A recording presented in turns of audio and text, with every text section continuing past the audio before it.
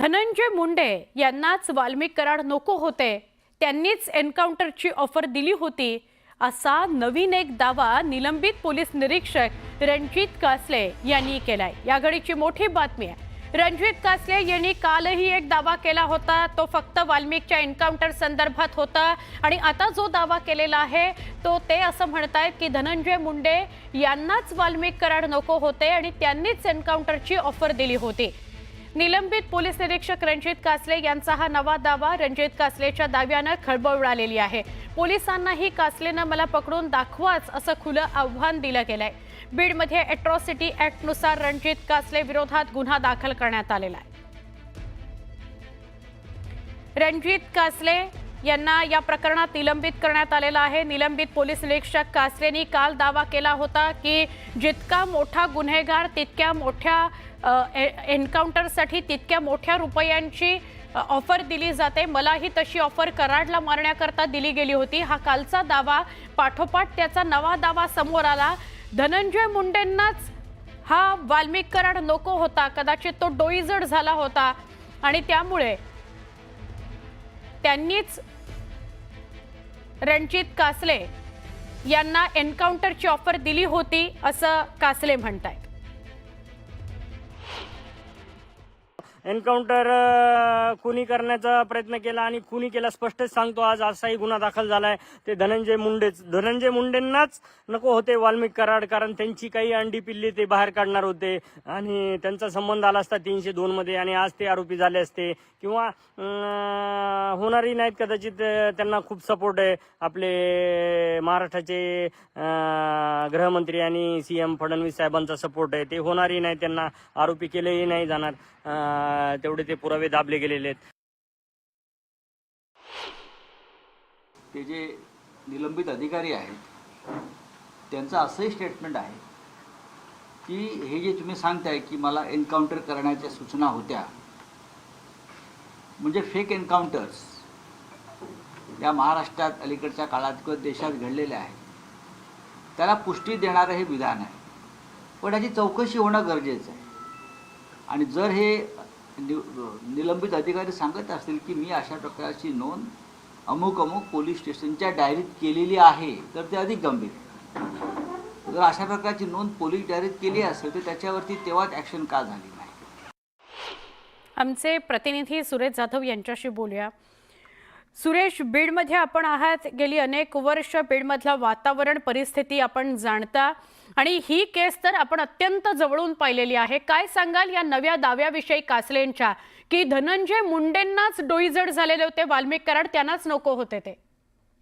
ज्या पद्धतीने रणजित कासले यांनी दावा केलेला आहे त्यामुळे खळबळ उडाली आहे। मात्र गेल्या अनेक वर्षापासून पत्रकारिता करत असताना वाल्मिक कराड आणि धनंजय मुंडे यांचे जवळून संबंध पाहिलेले आहेत आणि अशा पद्धतीने ते करतील आजही मला विश्वास वाटत नाही। का तर एकूण ज्या सगळ्या परिस्थिती आपण जर बघितल्या तर वाल्मिक कराड यांनी धनंजय मुंडे यांना निवडून आणण्यासाठी ज्या पद्धतीने सगळं काही यंत्रणा वगैरे केलेल्या होत्या, तर त्यामुळे अशा पद्धतीने होईल असं शक्य वाटत नाही। मात्र गेल्या काही दिवसापासून जर आपण बघितलं तर रणजित कासले यांनी अनेक वेगवेगळे दावे केलेले होते। काल देखील दावा केला होता की मला 50 कोटीची ऑफर देखील देण्यात आली होती। फेक एन्काउंटर करत असताना कशा पद्धतीने एखादा जो व्यक्ती जेवढा गुन्हेगार मोठा असेल त्याची रक्कम कशी ठरली जाते होती, असे वेगवेगळे पोलखोल केले होता। आणि कालच रणजित कासले यांच्या विरोधात बीड शहरातील शिवाजीनगर पोलीस ठाण्यामध्ये गुन्हा दाखल झाला आणि त्यानंतर आज जो व्हिडिओ समोर आला आहे त्या व्हिडिओमध्ये त्यांनी स्पष्ट पद्धतीने धनंजय मुंडे यांचं नाव घेतलंय।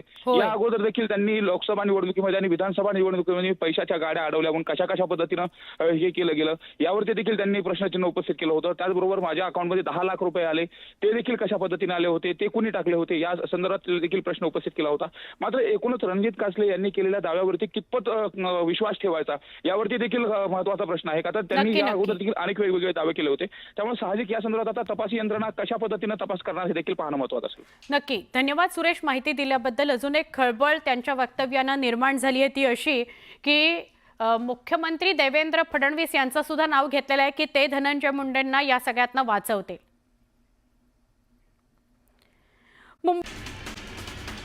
तिजोरीमध्ये खडखडाट असल्याचं सांगून एसटी कर्मचाऱ्यांचा मार्च महिन्याचा जवळपास अर्धा पगार कापणाऱ्या महायुती सरकारनं कामगार संघटनांचा चांगलाच धसका घेतलाय। सरकारनं अखेर सोमवारी एसटी महामंडळाला 120 कोटी रुपये देण्याचा GR जारी केला, त्यामुळे कर्मचाऱ्यांचा कापलेला पगार आज मिळण्याची दाट शक्यता आहे।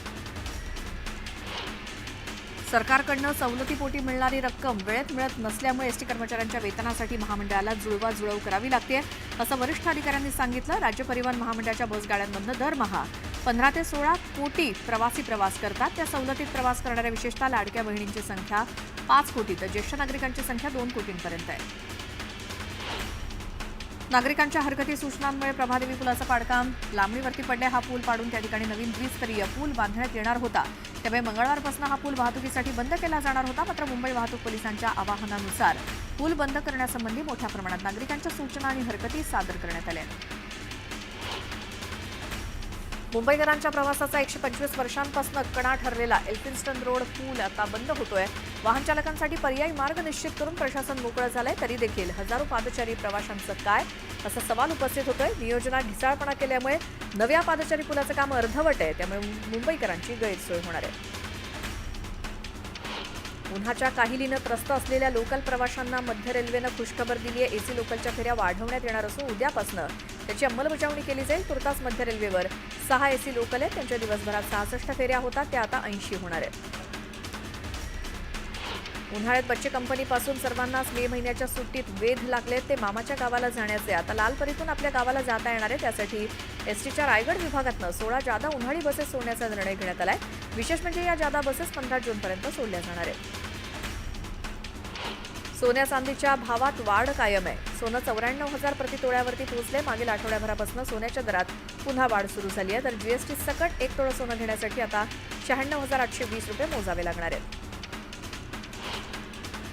दरमहा 7,500 रुपयांपेक्षा जास्त मेंटेनन्स शुल्क देणाऱ्या गृहनिर्माण सोसायट्यांमधील घरमालकांना आता 18% वस्तू आणि सेवा कर भरावा लागणार आहे.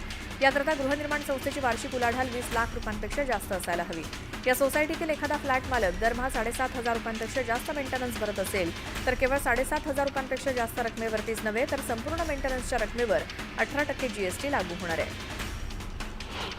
देशातील 7 प्रमुख शहरांमध्ये झालेल्या विक्रीमुळे जानेवारी ते मार्च तिमाहीच्या अखेरीस रिकाम्या घरांची संख्या वर्षानुवर्ष 4% घसरून सुमारे 5.6 लाख युनिट्सवरती आली आहे. गोरेगाव इथल्या म्हाडा कॉम्प्लेक्समध्ये डॉक्टर बाबासाहेब आंबेडकर यांच्या 134व्या जयंतीनिमित्तानं सम्यक समता संघाच्या वतीनं संयुक्त जयंती सोहळा आयोजित करण्यात आला होता. छत्रपती शिवाजी महाराज, क्रांतिज्योती महात्मा ज्योतिराव फुले आणि डॉक्टर बाबासाहेब आंबेडकर यांना अभिवादन करत वास्तू हाईट्स आणि स्वराज हाईट्समधील रहिवाशांनी महापुरुषांना मानवंदना दिली. यावेळी प्रबोधनपर गीतांच्या कार्यक्रमात महापुरुषांच्या कार्याचा गौरव करण्यात आला. मालाडमधील अस्मिता ज्योती सोसायटीमध्ये डॉक्टर बाबासाहेब आंबेडकर यांची 134वी जयंती साजरी करण्यात आली. यावेळी सोसायटीमध्ये नानावटी रुग्णालय विले पार्वले यांच्यातर्फे मोफत आरोग्य शिबिर आयोजित करण्यात आलं होतं. माजी मंत्री धनंजय मुंडे यांनी बीडच्या परळीतील वैद्यनाथ मंदिर परिसरात सुरू असलेल्या विकास कामांची पाहणी केली.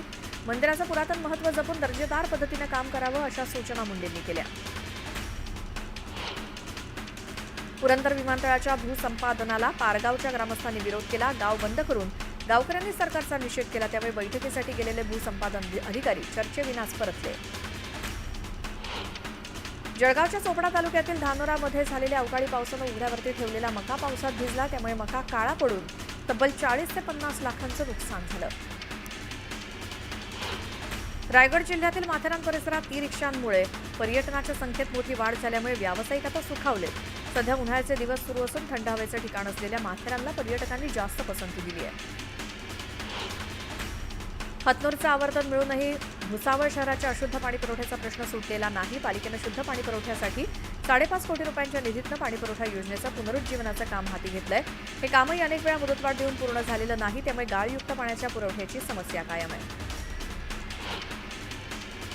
वाशिम शहरातील खामगाव जीन परिसरातील नाले गेल्या अनेक दिवसांपासून तुंबल्यामुळे नागरिकांचं आरोग्य धोक्यात आले. तुंबलेल्या नाल्यांचं पाणी काही नागरिकांच्या अंगणात घुसल्यामुळे नागरिक हैराण झाले. नगर परिषदेकडे अनेकदा तक्रारी केल्या, मात्र प्रशासन दुर्लक्ष करत असल्यामुळे नागरिक वैतागले. पॅरालिसिस झालेल्या एका निराधार महिलेला नाशिक पोलिसांनी आधार देत वृद्धाश्रमात दाखल केलं. विमल अशोक पवार असे या निराधार महिलेचं नाव आहे. नाशिकच्या गंगापूर पोलिसांनी दाखवलेल्या या माणुसकीचं सर्व स्तरातनं कौतुक होत आहे. शेतकऱ्यांच्या बोनसचे पैसे लवकरच खात्यात येणार आहेत. कुठलीही शंका बाळगण्याचं कारण नाही अशी ग्वाही प्रफुल्ल पटेल यांनी गोंदियातल्या शेतकऱ्यांना दिली. हिंगोलीच्या वसमत परिसरात उन्हाची तीव्रता आणि मध्यंतरी झालेल्या ढगाळ वातावरणाचा फटका पानकोबी पिकाला बसलाय. पानकोबीवर अळ्यांचा प्रादुर्भाव झालाय तर शेतातील भाजी सडत असल्यामुळे शेतकऱ्यांचं नुकसान होत आहे. मुंबई गोवा महामार्गावरील परशुराम घाटातील पेढे परशुराम लोकवस्तीच्या वरच्या बाजूला असलेल्या संरक्षक भिंत कोसळून फार मोठं नुकसान झालंय. आता याच भिंतीचं बांधकाम विशिष्ट गॅबियन तंत्रज्ञानाचा वापर करून युद्धपातळीवर सुरू आहे. पावसाळ्याच्या आधी या भिंतीचं काम पूर्ण होणं अपेक्षित आहे. पिंपरी चिंचवडमधील धक्कादायक माहिती समोर येते. एका इमारतीच्या परिसरात 12 भटक्या कुत्र्यांवर विषप्रयोग करण्यात आला. यात 5 श्वानांचा मृत्यू झालाय. भटक्या कुत्र्यांना खायला घालण्यावरनं वाद झाला होता. त्यानंतर हा धक्कादायक प्रकार घडल्यामुळे या प्रकरणी गुन्हा दाखल झालाय.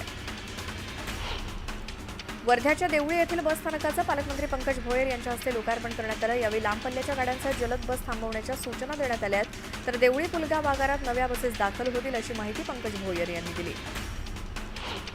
दापोलीत राज्यमंत्री योगेश कदम यांनी विकास कामांचा धडाका लावलाय. दापोली शहरातील नागरिकांसाठी नळ पाणी पुरवठा योजना लवकरच सुरू करणार अशी ग्वाही कदम यांनी दिली. कार्ला येथील मळवली लोहगडमध्ये भाजे आणि लोणावळा या पर्यटन स्थळांकडे जाणाऱ्या मळवली सदापूर रस्त्याची दुरवस्था झाली. त्यामुळे पर्यटकांचे ग्रामस्थ देखील हैराण झालेत. प्रवासादरम्यान प्रवाशांना पैशांची गरज भासल्यास त्यांच्यासाठी रेल्वे प्रशासनानं धावत्या ट्रेनमध्ये एटीएमची सुविधा केली आहे. सुरुवातीला मनमाड मुंबई दरम्यान धावणारी पंचवटी एक्सप्रेसमध्ये ही सुविधा दिली जाणार आहे. फळांचा राजा असलेल्या आंब्याच्या मानांपैकी हापूस आंब्याला वरचा दर्जा प्राप्त असला तरी भारतातून परदेशात निर्यात होणाऱ्या आंब्यापैकी 51% निर्यात केशर आंब्याची होत असल्याचं आकडेवारीतून समोर येत आहे. विशेष म्हणजे भारत आंबा उत्पादनात जगात पहिल्या क्रमांकावरती असला तरी आंबा निर्यात करणाऱ्या राष्ट्रांच्या यादीमध्ये भारताचा क्रमांक मागेच आहे. लातूर येथील रेल्वे बोगी बनवण्याच्या कारखान्यातनं डबे बाहेर पाडण्यासाठी आता सप्टेंबर 2025 असा कालावधी ठरवण्यात आलाय.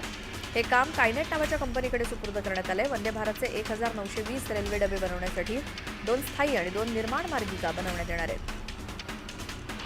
जळगाव रेल्वे स्थानकाचा अमृत भारत स्टेशन योजनेत समावेश होऊन 1 वर्ष पूर्ण झाले. त्यानंतर अखेर जळगाव रेल्वे स्थानकाचा नवीन बांधकाम आराखडा निश्चित झालेला आहे. त्यानुसार जळगाव स्थानकाचा लवकरच कायापालट होणार असून प्रवाशांच्या सोयीसुविधांमध्ये भर पडणार आहे. तापमान वाढीमुळे अंगाची लाहीलाही होतीये. त्यामुळे शरीराला थंडावा मिळावा म्हणून उन्हाळ्यात लिंबू सरबत आणि इतर थंड पेयांना मोठी मागणी आहे. त्यामुळे एकीकडे उन्हाचा पारा चढत असताना दुसरीकडे लिंबाच्या किमती वाढलेल्या आहेत. काही दिवसांपूर्वी 5 रुपयांना मिळणारे 3 लिंब आता 5 रुपयांना एकच लिंबू मिळत आहे. बुलढाणा जिल्ह्यातनं जाणाऱ्या मुंबई नागपूर राष्ट्रीय महामार्ग क्रमांक 53 वरती भीषण अपघात झालाय. मेटाडोर आणि MPST मध्ये समोरासमोर धडक झाली. अपघातात विटा वाहून येणाऱ्या मेटाडोरमधील 3 जण जागीच ठार झाले तर एसटीतील 10 ते 12 प्रवासी जखमी झाले. रायगडच्या कर्जत दहिवली गावात विनायक अंगण सोसायटीमध्ये चोरट्यांनी धुमाकूळ घातला. चोरीचा प्रयत्न करणारे चोरटे सीसीटीव्हीमध्ये कैद झाले तर घर मालक घरातच असल्यामुळे चोरट्यांचा डाव फसला. मौज मजेसाठी सोनसाखळी आणि दुचाकी चोरी करणाऱ्या टोळीचा नाशिकच्या गंगापूर पोलिसांनी पर्दाफाश केला. या टोळीकडनं चोरीचं सोनं खरेदी करणाऱ्या सराफ व्यावसायिकाला देखील पोलिसांनी ताब्यात घेतलंय. 8 तोळा चोरीचं सोनं पोलिसांनी आरोपींकडनं हस्तगत केलं. चंद्रपूर जिल्ह्यातल्या चिमूर शहरात 2 अल्पवयीन मुलींवर लैंगिक अत्याचार झाल्याची घटना समोर आली. आरोपींना फाशीची शिक्षा देण्याची मागणी करत शेकडो लोकांनी चिमूर पोलीस स्टेशनला घेराव घातला. पोलिसांकडनं आरोपींना तातडीनं अटक करण्यात आली. पुण्यात होणाऱ्या MPSC विद्यार्थ्यांच्या आंदोलनाला अखेर पोलिसांनी परवानगी दिली. आजची परवानगी न देता पोलिसांकडून उद्याची परवानगी देण्यात आली आहे. आज विद्यार्थ्यांचे एक शिष्टमंडळ आयोगाला भेटणार आहे. राज्यात सर्वत्र तापमानात वाढ झाली असताना पाणीपुरवठा करणाऱ्या जलाशयांमधील साठा सुद्धा आटू लागल्यामुळे चिंतेचे ढग निर्माण झालेत. जलाशयांमध्ये सध्या एकूण क्षमतेच्या 41% पाणीसाठा शिल्लक आहे. यामध्ये पुणे विभागात सर्वात कमी तर कोकणात जवळपास 50% साठा शिल्लक आहे. आर्थिक संकटात सापडलेल्या बेस्ट उपक्रमात आता कर्मचाऱ्यांची कमतरता भासू लागली. उपक्रमात सध्या 25,562 अधिकारी आणि कर्मचारी कार्यरत असून त्यातील निम्म्याहून अधिक कर्मचारी हे पुढील 2 वर्षात सेवानिवृत्त होणार आहेत. त्यामुळे येत्या काळात बेस्ट उपक्रमाची कोंडी वाढणार असल्याचं स्पष्ट झालंय.